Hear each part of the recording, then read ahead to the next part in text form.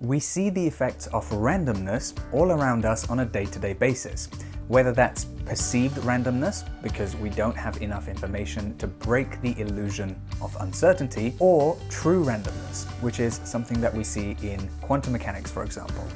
Either way, we'll be discussing a couple of different techniques that scientists use to understand randomness, as well as how we can harness its power.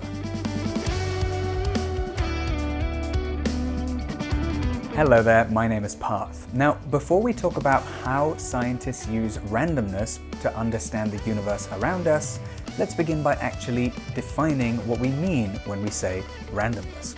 If you enjoyed this video, then please hit the thumbs up button, subscribe, and hit that bell for more fun physics content. Let's get into it. So, first of all, there are a few technical, scientific definitions of randomness, but we're going to keep it relatively simple for this video. We'll be talking about fairly basic systems such as flipping a coin. Every time we flip this coin, the face pointing upwards can either be a head or a tail. Importantly, if we flip the coin for, let's say, the 5th time, the previous 4 coin flips do not have any impact on the result of this 5th flip. It's not like because we got 4 heads on our first 4 flips that we're bound to get a tail next. No.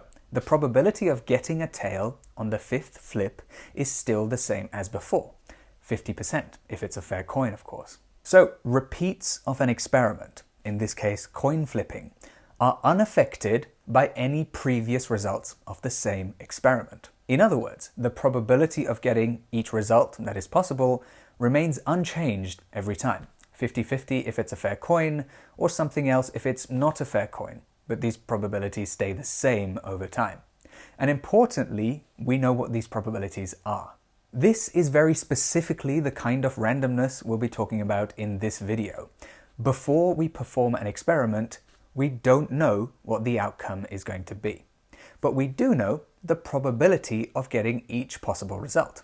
Or, put another way, if we were to do the experiment, let's say coin flipping, 10,000 times or 100,000 times, basically a very large number of times, we could say with pretty strong certainty how many times we would get each possible result. Now, it's important to note that the example we've given here of a random system might not actually be truly random. The reason we don't know whether a coin will land as a head or as a tail the next time that we flip it is simply because we don't have enough information about it. If we could know the exact positions and speeds of all the air particles that the coin interacts with, the exact force exerted on the coin when we're flipping it, and so on, we could, in theory, calculate how the coin would land based on the laws of classical physics. However, in practice, this is a very difficult thing to do, as it's a huge amount of data that we need to gather, and we don't necessarily even have ways to gather this data in the first place. So from our perspective, the system is random. And it kind of doesn't matter that the system is only perceived to be random rather than being truly random. However, there are other systems that we think are truly random. These are quantum mechanical systems that rely on an idea known as the collapse of the wave function. This is an inherently random process. That means we cannot predict, even with all the possible information in the world, what result we will get before we do a quantum experiment. I've made a few videos about this idea. Check one of these out up here or linked in the description as well. And I've also discussed why scientists are pretty confident that there aren't any hidden pieces of information that we could look for that would give us all the information we would need to predict the outcome of an experiment if only we had access to them. Once again, linked up here or in the description box as well. In either case, we've seen a couple of systems that, for our purposes, can be thought of as random. Let's take a look at one more, which we can use to describe so many different ideas in physics, chemistry, and biology. What we're about to look at is known as the random walk model. It's a model that's based on a very simple idea. Let's say we have a small particle, initially at this position in space. We then track its position through space as time progresses. The movement of the particle is based on a simple premise. For every unit of time, let's say for every 1 second, the particle can move 1 unit of distance, which for argument's sake could be this distance in any direction. So it starts here. then 1 second later it could be anywhere along this circle, because the circle shows all the points it could end up at having moved this distance in any direction. This is in 2 dimensions, of course. It can move anywhere along a flat surface. In 3D, this would be a sphere, not a circle. So let's say the particle moves here, then here, and then here, and then here, and so on. And remember, every second it could move in any direction with the same probabilities as before. In other words, previous movements of the particle do not have any impact on possible future movements. Now, there's a subtlety to consider here. Just because movement at any point in time is independent of the movements that came before, does not mean that the particle is equally likely to move in any direction necessarily.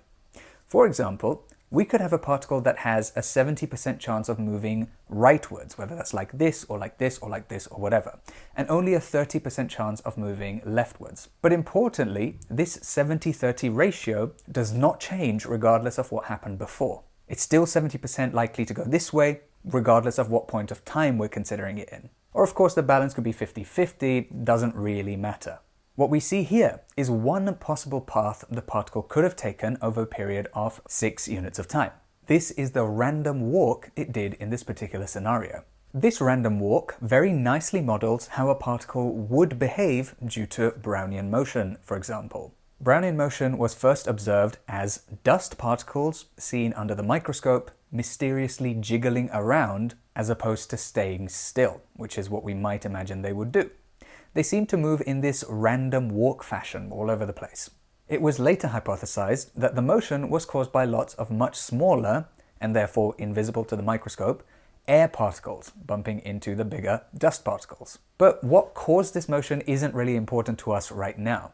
The important bit is that we can model this motion using computer modeling or even simpler systems, such as spinning a spinner and moving our model particle in the direction that the spinner points in. The spinner, in this case, models our randomness in the system, as the result of the spin does not depend on previous spin results, and the likelihood of it pointing in any particular direction is known to us, but we don't know which way it will point the next time we spin it. Repeated spins can be used to build up our model particle's motion over time.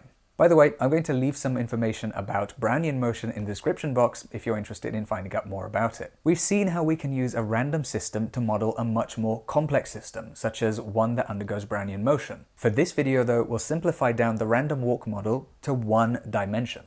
What this means is that our particle can only move along 1 dimension, such as up or down. For every unit of time, for every second, the particle could either move up 1 unit of distance or down 1 unit of distance. Which way it goes is random. For the most simplicity, let's say the likelihood of the particle moving in either direction is 50%. We can then use a fair coin to develop our 1-dimensional random walk. Heads, we move upwards, tails, we move down. We can use a graph to track how different possible motions of our particle might look. Time is plotted in this direction along our graph, so as time progresses, we move along our graph in this direction. This is just to help us see more clearly the motion of our particle. And the displacement just represents how far the particle is from its initial position. Another possibility, based on another set of coin tosses, is this. Of course, there are infinite possibilities that we could plot here, starting with heads and then maybe another head and then who knows. But we're just showing 2. One where the coin tosses happened to result in head, head, tail, and so on, and another where they happened to pan out like this. Now, we've looked at how we can use a system that appears random to us, like a coin toss, as part of a much more complex random system, such as the 1-dimensional random walk. But there's a slightly neater way to do this that can be applied to a much larger range of random systems. The coin toss only works when there are 2 possible options, such as up or down, heads or tails, and so on. Even if both are not equally likely, we could easily build an unfair coin to reflect that. But what if there were more than 2 possible options for an experiment? Like the 2D random walk, where the particle could actually move in any direction, meaning it would end up at some point along this circle after 1 second, then this circle after 2 seconds, and so on. Well, we saw how we could use a spinner to model this already. Another way, though, would be to use what's known as a random number generator from a computer. In simple terms, we can ask a computer to generate a random number, or one that is as random as possible, that is between 0 and 1. Now, the reason I say 0 and 1 will become clear shortly, but it's just a choice. We choose values between 0 and 1 conventionally. So we get our computer to pop out random number after random number. We then take this number and assign it to a direction the particle can travel in. The simplest way to do this is to take the number and multiply it by 360 degrees, the total number of degrees in a full rotation. That then gives us the angle at which the particle moves. For example, if the random number generator spits out exactly 0.75, then the particle moves exactly 3/4 of 360 degrees, which is 270 degrees from our measurement mark. We chose it to be the vertical line in this case. Repeat this process and we find that the particle maybe moves in this direction. We got this directly from the random number generated by the computer. Now, generating a random number between 0 and 1 basically ensures that the particle doesn't just move on exact degree markings and can instead move in any possible direction, presuming that the random number generator, or RNG, can spit out decimal values with as many decimal places as we want. Now, here's the thing. This whole generating a number between 0 and 1 and then assigning each one a direction might seem needlessly complicated, but interestingly, we can use this exact same method to model any random system with similar properties. Let's say, for example, that we want to model the behavior of an unfair die. In other words, we're not using a die to actually generate the randomness, we actually want to try and model this. Let's say the die is unfair because we've set it up so that there's a 50% chance it lands on 1, and then a 10% chance it lands on any of the other numbers. Well, once again, we ask the RNG to generate numbers between 0 and 1.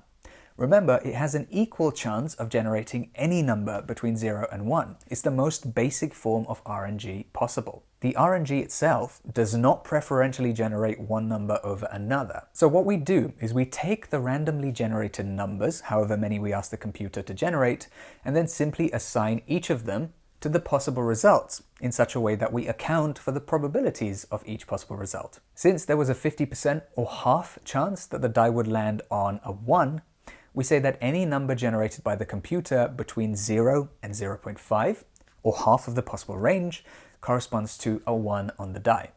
Then any number between 0.5 and 0.6 corresponds to 2, for which we genuinely do have a 10% chance, because once again, the computer generated this with equal probability. Then any number between 0.6 and 0.7 gives 3, and so on and so forth.